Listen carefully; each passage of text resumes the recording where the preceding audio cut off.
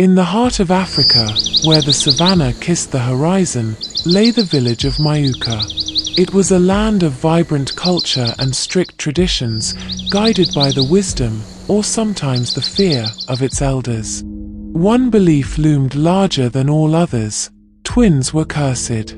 They were seen as harbingers of doom, their very presence believed to invite calamity upon the village. But the gods, as they often do, had a different plan. For 8 long years, Daka and Nari, a loving couple in Mayuka, prayed for a child. Their marriage was filled with love, but also whispers from villagers who pitied their barren state. "Maybe it's the gods punishing them for something," one old woman muttered. Nari, however, refused to lose hope. Every evening, she sat by the riverbank, whispering her prayers to the water spirits. One day, the winds seemed to shift, carrying her prayers to the heavens. Months later, as the sun set over Mayuka, Nari burst into their hut, her face glowing. "Daka! It's finally happening!" Daka, startled, dropped the wooden carving he had been working on. "You mean?" "Yes," she cried, tears streaming down her face. "The gods have answered us." Months passed, and Nari's pregnancy became the talk of the village. People congratulated her, but some muttered darkly, "What if it's twins?" The gods have a cruel sense of humor. On a stormy night, with thunder roaring like the anger of the heavens, Nari went into labor. The midwife arrived, her face serious. "Brace yourself, child. The gods give, but they also test." After hours of excruciating pain, the first baby emerged, crying loudly. Nari's heart swelled with joy. "It's a boy," the midwife announced. But before anyone could celebrate, another cry followed. The midwife froze. "No, it can't be," she whispered. "What is it?" Daka asked, his voice trembling. The midwife held up a second baby, her face pale. "Twins." Nari stared in shock. "No, they are blessings, not curses."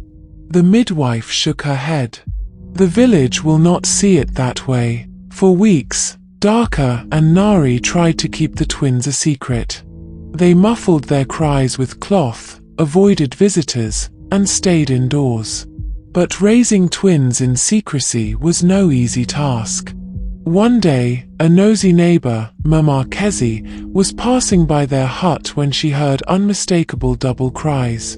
"Two babies," she whispered, her eyes wide. "By the ancestors, it's twins." Mama Kezi wasted no time spreading the news.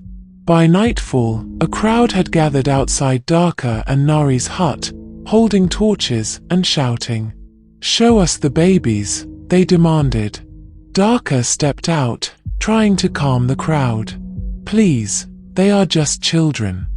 Rani, the village elder, raised her staff. "Twins bring misfortune. It is the law of Mayuka.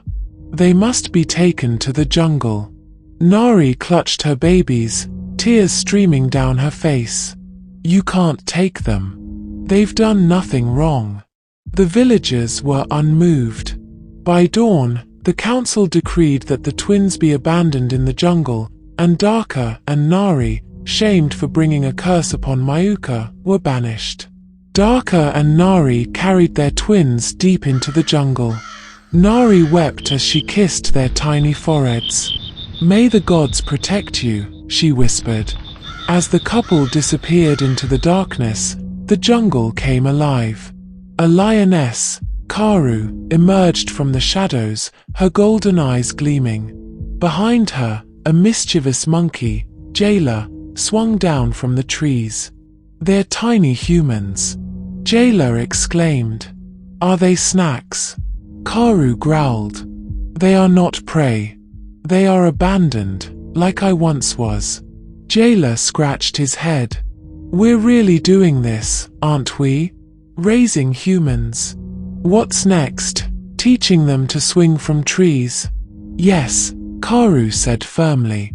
They will survive. With us. Baraka and Jabori, as Karu named them, grew up in the jungle. Karu taught them to hunt, while Jayla taught them to climb and forage. One day, as Jabori tried, and failed, to swing from a vine, Jayla burst into laughter. "You're worse than a baby monkey. I'm human." Jabori shot back, landing in a bush. "We're not supposed to swing." Baraka, watching from a tree, chuckled. "You're supposed to not fall, though." The boys quickly became the jungle's protectors, communicating with animals and solving disputes.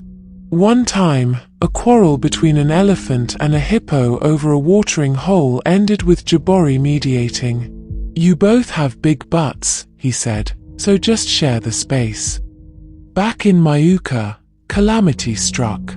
Raiders attacked, stealing crops and livestock. The villagers, desperate, turned to Chief Priest Kakaba for guidance. "We need warriors," an elder said. "The jungle legends speak of twins who command animals. Perhaps they can help."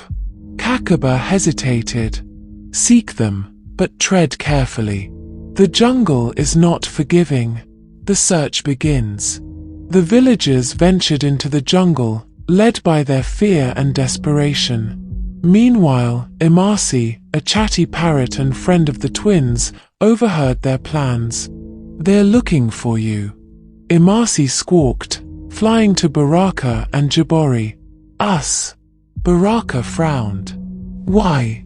"They said something about raiders," Imasi replied. "And curses. Lots of curses." Jabori sighed. "Mayuka, the village that left us to die." Baraka nodded grimly. "Let's see what they want." The twins, with an army of animals, marched to Mayuka. The raiders were unprepared for the onslaught. Elephants trampled their barricades, lions roared fiercely, and parrots dive-bombed them with surprising accuracy, and some well-aimed fruit. Jabori grinned as he saw Jayla swinging into the fray, dropping coconuts on unsuspecting raiders. "Classic Jayla," he muttered. After 3 days, the raiders fled, leaving Mayuka victorious. During the victory feast, Karu and Jayla revealed the twins' identity. "These are the cursed twins you abandoned." Karu growled. The villagers froze. Baraka and Jabori stared at the elder, their pain clear. "You left us to die," Baraka said. "Why should we forgive you?" Rani bowed her head. "We were wrong. We let fear rule us. Please, let us make amends." The twins demanded to know about their parents. When the villagers revealed their banishment, Baraka and Jabori led a search party. They found Daka and Nari living humbly in a distant village. The reunion was filled with tears and laughter.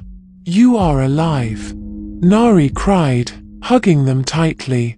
"And you're shorter than I imagined," Jabori joked, trying to lighten the mood. The family returned to Mayuka, where they were crowned as the new royal family. Twins were no longer feared but celebrated as symbols of balance and harmony. Jayla, watching from a tree, quipped, "Does this mean I get a throne, too?" Baraka laughed. "You already have one, in our hearts." The story of the twins became legend, inspiring Mayuka and neighboring villages to embrace love over fear. Baraka and Jabori, along with their animal friends, bridged the gap between humans and the wild, ensuring peace for generations to come. Thank you for joining us on this incredible journey through the tale of the Twins of Mayuka, a story of redemption, courage, and the power of love to overcome fear and prejudice. If you enjoyed this story, don't forget to like this video, share it with your friends, and let us know your thoughts in the comments below. We'd love to hear what you think about the twins' adventure and the lessons it teaches. Also, make sure to subscribe to our channel for more captivating stories like this one, filled with adventure, emotion, and lessons that touch the heart. Hit the notification bell so you don't miss out on our next story. Thank you for watching, and we'll see you again for more tales that inspire and entertain.